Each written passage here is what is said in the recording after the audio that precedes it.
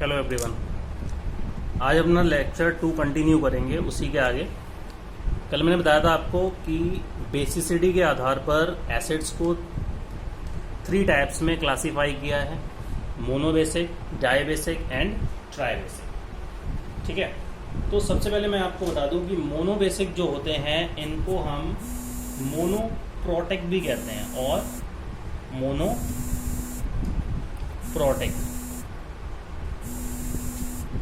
ठीक है, तो monobasic are also known as monoprotic. अब इनको हम मोनोबेसिक क्यों कहते हैं? तो मोनोबेसिक इसलिए कहते हैं क्योंकि ये जो एसिड्स होते हैं वो एक हाइड्रोजन आयन देते हैं सॉल्यूशन में अपने, अगर हम इनका एक मॉलिक्यूल एसिड को आयनाइज करें। ठीक है, तो these acids yield one free hydrogen ion in a solution for each molecule of acid ionized। कहने का मतलब अगर हम इसके एक मॉलिक्यूल को, मोनोबेसिक एसिड्स के एक मॉलिक्यूल को अगर हम आयनाइज करें तो ये हमें एक हाइड्रोजन आयन देंगे। ठीक है, एग्जाम्पल देख लेते हैं। हमने लिया HCl, हाइड्रोक्लोरिक एसिड। ये कैसे टूटेगा? ये टूटेगा H प्लस में और Cl माइनस में। यहाँ पर देखिए एक हाइड्रोजन आयन एक मॉलिक्यूल ने दिया। ठीक, तो ये कैसा हो गया? मोनोबेसिक हो गया। Got it? दूसरा एग्जांपल देखते हैं, HNO3। ये भी टूटेगा H प्लस में और प्लस NO3 माइनस में टूटेगा। ठीक, अब कैसे बात समझ में आ गई कि इसका एक मॉलिक्यूल जो है वो एक हाइड्रोजन आयन यील्ड कर रहा है जब हम इसका एक मॉलिक्यूल का आयनाइजेशन करा रहे हैं। तो मोनोबेसिक या मोनोप्रोटिक जो एसिड्स होते हैं वे होते हैं कि ऐसे एसिड्स जो आयनाइजेशन में एक हाइड्रोजन आयन प्रोड्यूस करते हैं।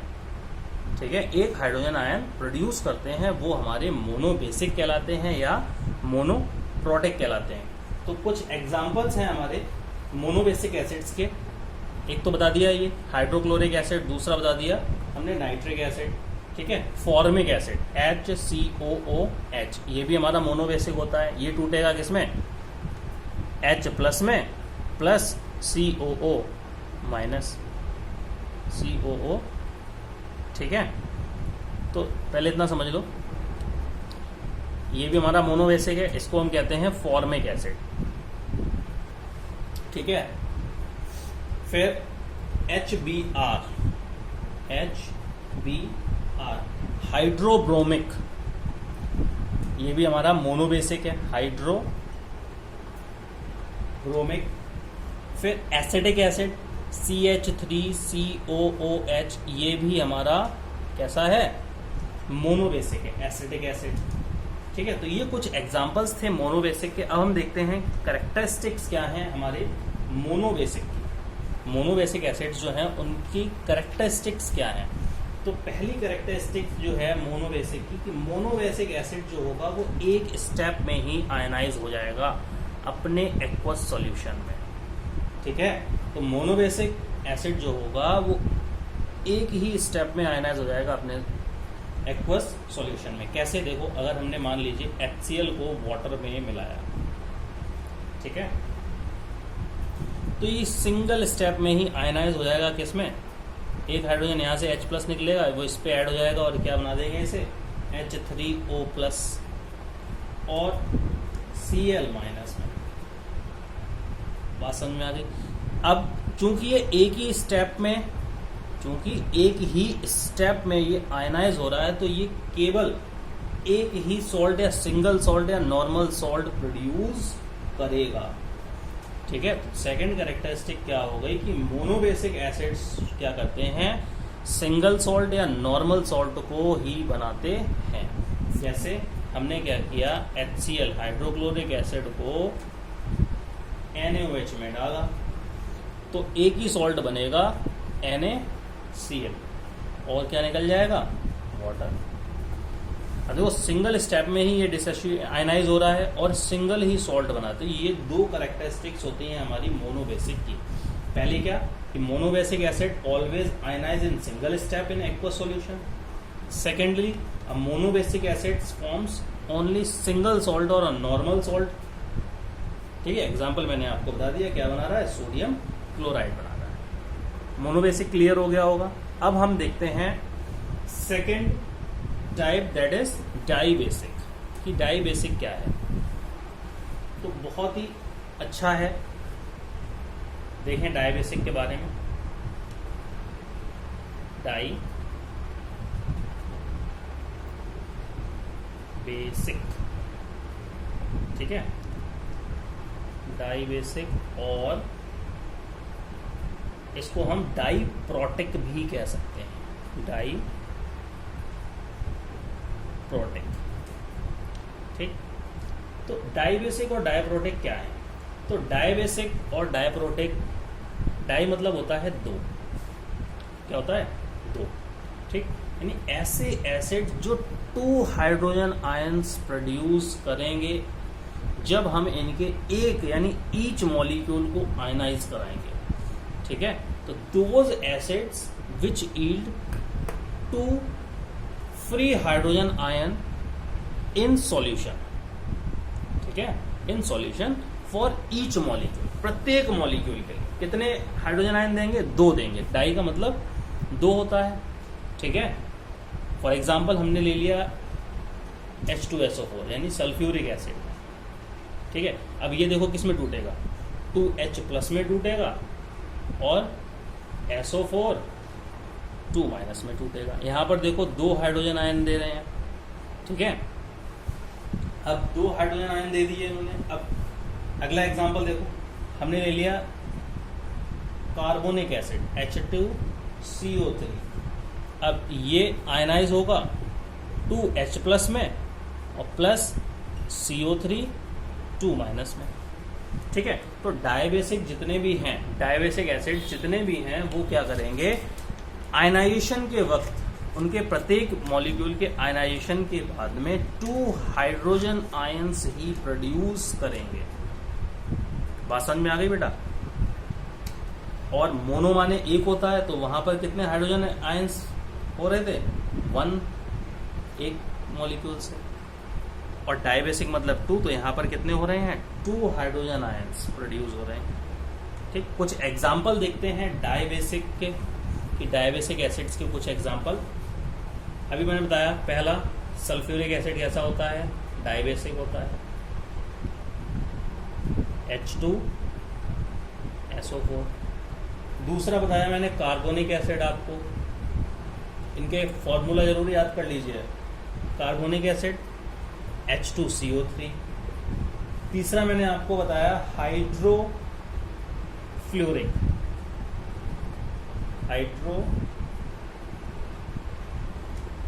ये भी हमारा कैसा होता है, डाइबेसिक होता है।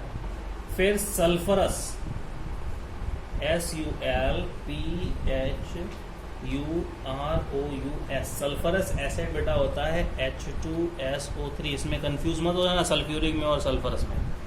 ठीक है, यहाँ पर ऑक्सीजन कितने हैं, 3 हैं और यहाँ पर 4 हैं। नेक्स्ट आता है ऑक्जेलिक एसिड, ये भी डायबेसिक है, ऑक्जेलिक एसिड COOH2, COOH का होल ट्वाइस। ठीक है, बात समझ में आ गई। तो ये कुछ एग्जांपल्स हैं डाइप्रोटिक या डाइबेसिक एसिड्स के। अब हम इनकी कैरेक्टरिस्टिक्स देखते हैं। देखो 2 हाइड्रोजन आयंस दे रहे हैं, तो इसका मतलब क्या है कि जितने भी डाइबेसिक या डाइप्रोटिक एसिड्स हैं वो 2 स्टेप्स में आयनाइज होंगे। कैसे होंगे 2 स्टेप्स में आयनाइज, वो देखते हैं। हमने ले लिया H2SO4। ठीक है, H2SO4 को लिया हमने और इसको वाटर में मिला दिया। अब देखो ये फर्स्ट स्टेप में आयनाइज होगा, H3O+ है नहीं, हाइड्रोनियम आयन देगा और क्या निकाल देगा, HSO4 माइनस। ठीक, अब ये क्या है यहाँ पर, ये है बाई सल्फेट आयन। क्या है, बाय सल्फेट आयन। अब देखो ये बाई सल्फेट आयन कैसे डिसोशिएट होगा या आयनाइज होगा, हमने फिर से इसको क्या किया, एक्वा सॉल्यूशन में डाला या वाटर में डाल दिया। अब इसमें से एक और हाइड्रोनियम आयन निकल गया H3O+। अब सल्फेट आयन का फॉर्मेशन हो गया SO4, ठीक है, 2-। ये हमारा जो है वो सल्फेट आयन। तो देखिए यहाँ पर फर्स्ट स्टेप में यहाँ ये है और सेकंड स्टेप ये है, यानी कि डाइबेसिक और डाइप्रोटिक एसिड्स जो होते हैं वो 2 स्टेप्स में आयनाइज होते हैं एक्वस सॉल्यूशन में। अब बेटा 2 स्टेप्स में आयनाइज हो रहे हैं, ठीक है, तो इसका मतलब क्या, इनके पास 2 रिप्लेसेबल हाइड्रोजन आयन, ठीक है, इसके पास डाइबेसिक एसिड्स के पास में 2 रिप्लेसेबल हाइड्रोजन आयन है। तो इसका मतलब क्या है, ये 2 सीरीज बनाएगा सॉल्ट्स की। कितनी सीरीज बनाएगा, 2 सीरीज ऑफ सॉल्ट्स। देखो कैसे, तो पहली कैरेक्टरिस्टिक समझ में आ गई कि dibasic acids ionizes in 2 steps in aqueous solution.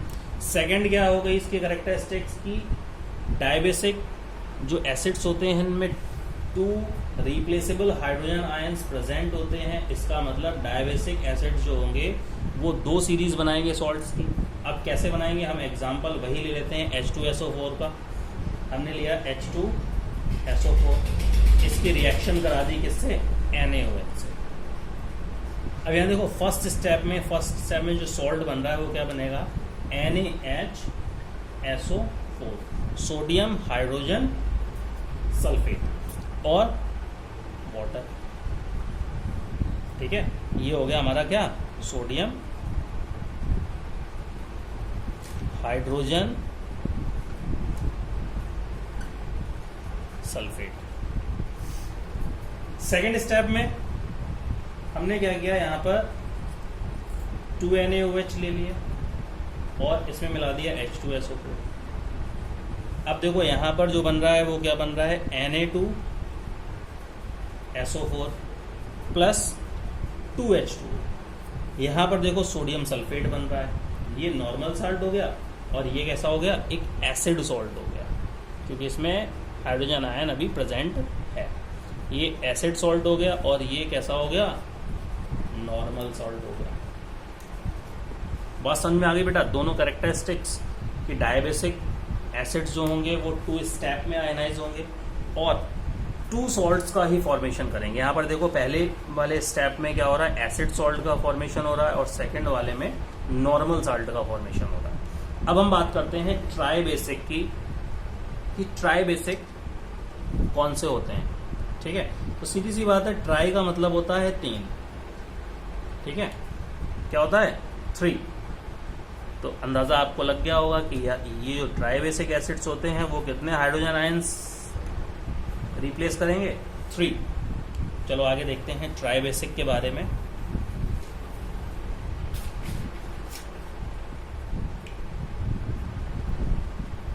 Okay, try basic और ट्राइप्रोटिक एसिड्स। तो ट्राइबेसिक एसिड्स क्या होंगे, 3 हाइड्रोजन आयंस प्रोड्यूस करेंगे, ठीक है, ऑन आयनाइजेशन।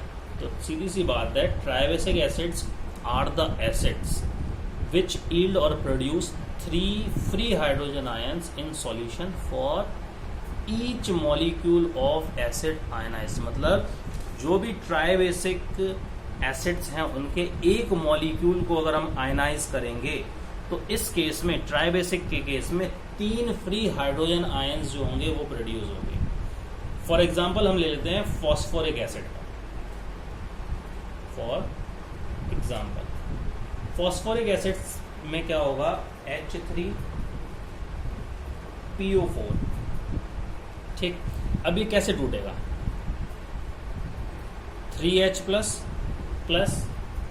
PO4 के ऊपर 3-, ठीक है।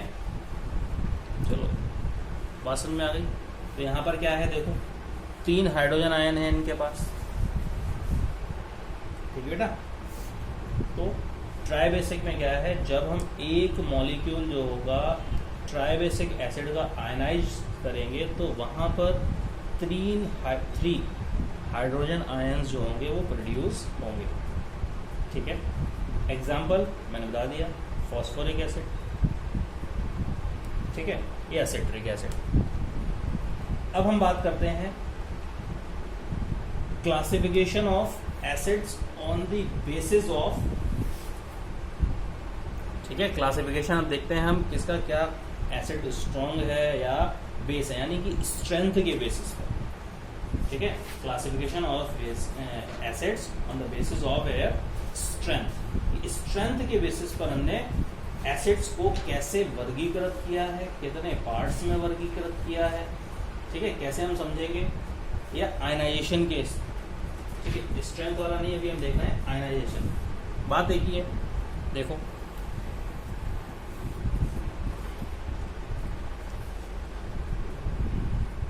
नेक्स्ट हमारा है classification of acids on the basis of ionisation, ठीक है। किसके आधार पर, आयनाइजेशन। देखो अब आयनाइजेशन के आधार पर हमने एसिड्स को 2 प्रकार से क्लासिफाई किया है। पहला तो इसमें आता है हमारा स्ट्रॉन्ग एसिड, ठीक है, स्ट्रॉन्ग एसिड। और सेकेंडली इसमें आता है हमारा वीक एसिड्स। अब कैसे हम बताएंगे कि कौन सा एसिड जो है वो स्ट्रॉन्ग है और कौन सा वीक है। तो यहाँ पर क्या करना है, तो पहले तो हमें समझना है कि कैसे हम ये ऑब्जर्व करेंगे या ये पता लगाएंगे कि स्ट्रॉन्ग एसिड है या वीक एसिड है। तो स्ट्रॉन्ग एसिड्स कौन से होते हैं, स्ट्रॉन्ग एसिड्स वो होते हैं बेटा कि अपने एक्वस सॉल्यूशन में या डाइल्यूट एक्वस सॉल्यूशन में पूरी तरह से आयनित हो जाएं, पूरी तरह से आयनाइज हो जाते हैं, वो हमारे कहलाते हैं स्ट्रॉन्ग एसिड्स, ठीक है। कौन से, acids which ionise completely, acids which ionise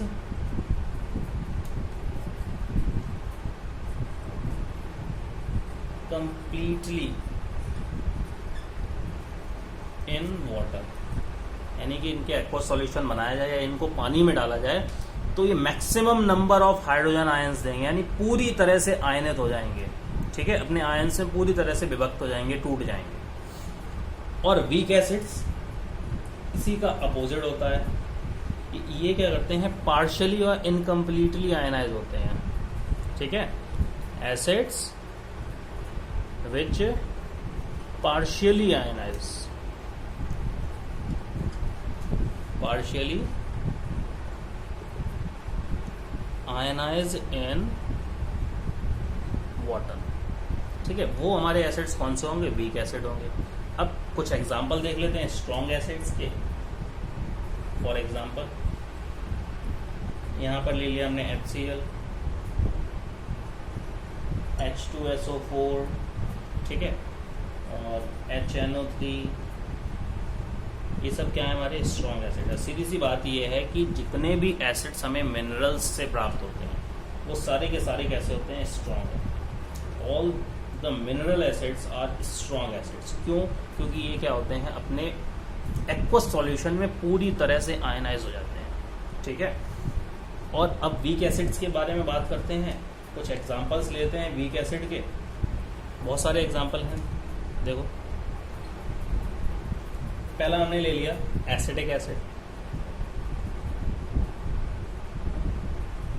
formula CH3COOH, ठीक। दूसरा इसमें ले लिया हमने फॉर्मिक एसिड, इसका formula HCOOH।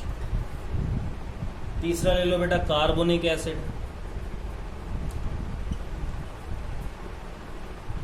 Carbonic acid H2CO3, ठीक है, एंड सो ऑन। मैं बता दूंगा ढेर सारे एग्जांपल्स, ठीक है। तो ये कुछ वीक एसिड्स के एग्जांपल, यानी कि ये क्या होते हैं, जब इनका एक्वा सॉल्यूशन बनाया जाए या इनको वाटर में घोला जाए तो ये पूरी तरह से आयनाइज नहीं होते, ठीक है। बात समझ में आ गई। और इसमें एक और ले लो,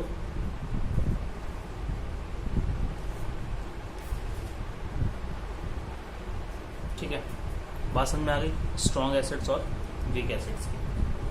अब हम बात करते हैं कंसंट्रेशन के आधार पर हमने एसिड्स को कैसे क्लासीफाई किया है। कंसंट्रेशन मानने होता है वैसे तो सांद्रण, ठीक है।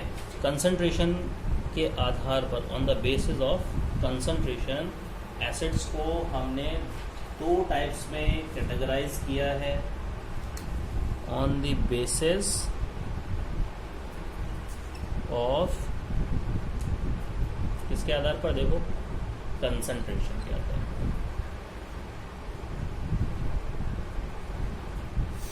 ठीक है।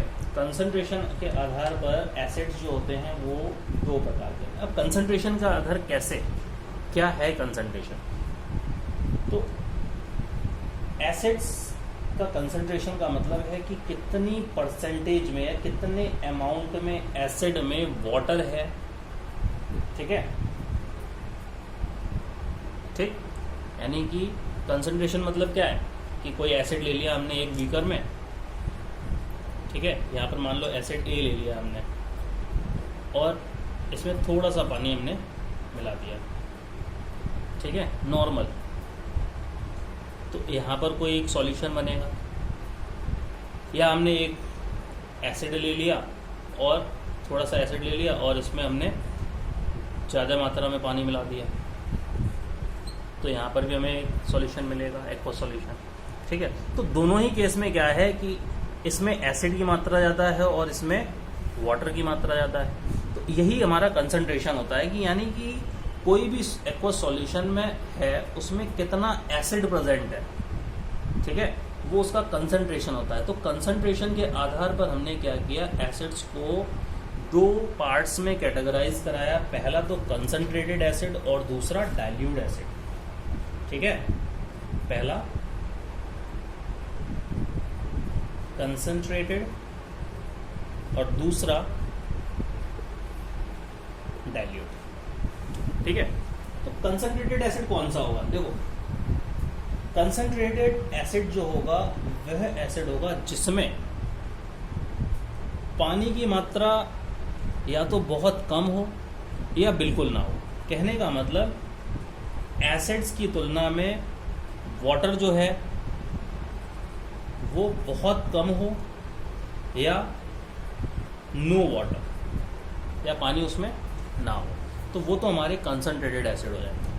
और डाइल्यूट एसिड में क्या होगा बेटा, यहाँ पर डाइल्यूट के टर्म में अगर हम बात करते हैं तो इसमें एसिड की परसेंटेज कम होगी एज कंपेयर टू वाटर, यानी कि इस केस में एसिड्स की अमाउंट कम होगा, किसकी अपेक्षाकृत, वाटर की अपेक्षाकृत, ठीक है। दोनों चीज़ें समझ में आ गई कि कंसंट्रेटेड एसिड क्या होगा और डाइल्यूट एसिड क्या होगा। अब इसकी डेफिनेशन देख लेते हैं कि कंसंट्रेटेड एसिड क्या होगा।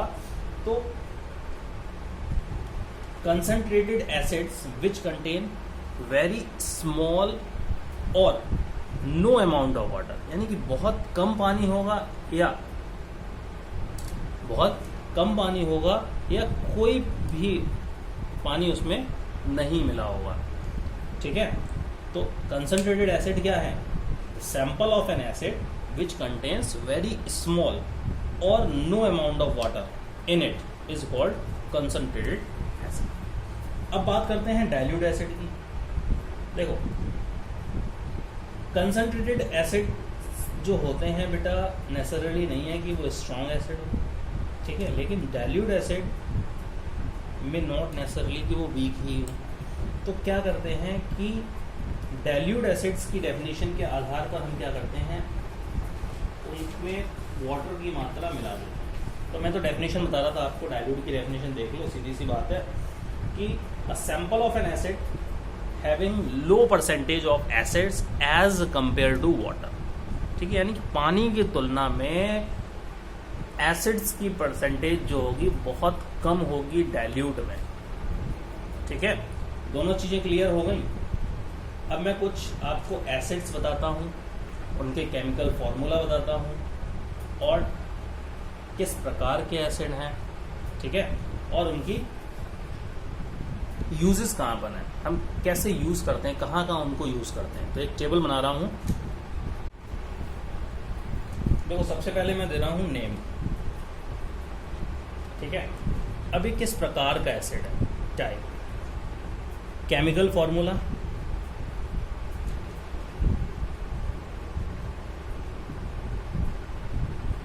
और यूज। तो सबसे पहले हम बात करते हैं कार्बोनिक एसिड। मिनरल एसिड है। ठीक है, और केमिकल फॉर्मूला मैंने आपको 2-3 बार अभी पीछे लिख के बता दिया है, H2CO3। ये होता है सॉफ्ट ड्रिंक्स में यूज, सॉफ्ट ड्रिंक्स। ठीक, सेकेंडली हम बात करते हैं नाइट्रिक एसिड। ये भी क्या है, मिनरल एसिड है। इसका फॉर्मूला HNO3। ठीक है, अब इसका प्रयोग करते हैं हम एक्सप्लोजिव्स बनाने में।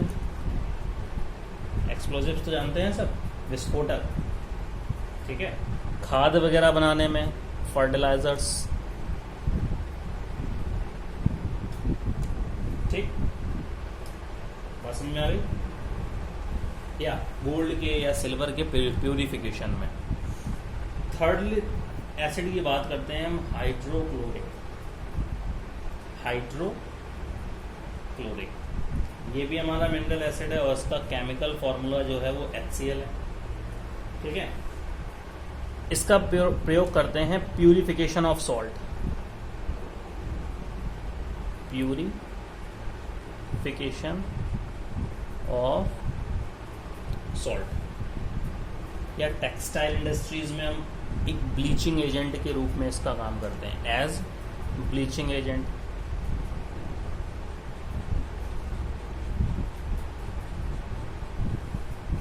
ठीक है, या एक्वारेजिया बनाने में, आगे हम बताएंगे कि एक्वारेजिया क्या होता है। ठीक है, आगे थोड़ा पढ़ेंगे, उसके बाद में बताएंगे आपको एक्वारेजिया क्या होता है। नेक्स्ट हम बात करते हैं एक और मिनरल एसिड की, दैट इज सल्फ्यूरिक एसिड। ये भी हमारा मिनरल एसिड होता है, इसका केमिकल फॉर्मूला H2SO4। ठीक है, इसका यूज़ करते हैं हम कार की बैटरीज वगैरह में,